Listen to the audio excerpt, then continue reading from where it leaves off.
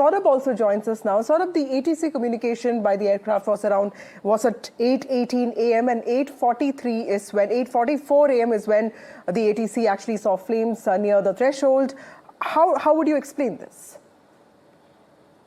Baramati is is an airfield that's like the press release says, it's an uncontrolled airfield, which means that it does not have ATC staff manning the air control tower like in other commercial airports, like for example say a Pune or any other airport which has commercial flights landing.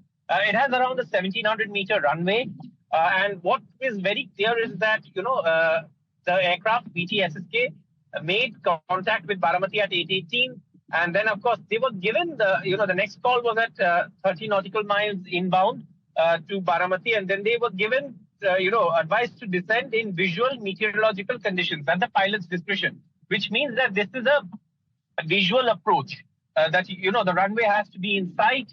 It's not a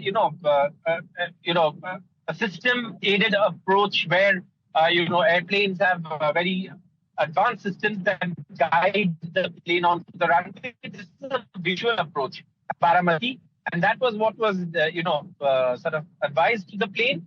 And then what we had been told is that the crew inquired about winds, visibility, and they were informed that the winds were calm. Visibility was around 3,000 meters, which means about 3-kilometer visibility, which is very normal, which is decent visibility again, if you look at it in terms of flying parlance.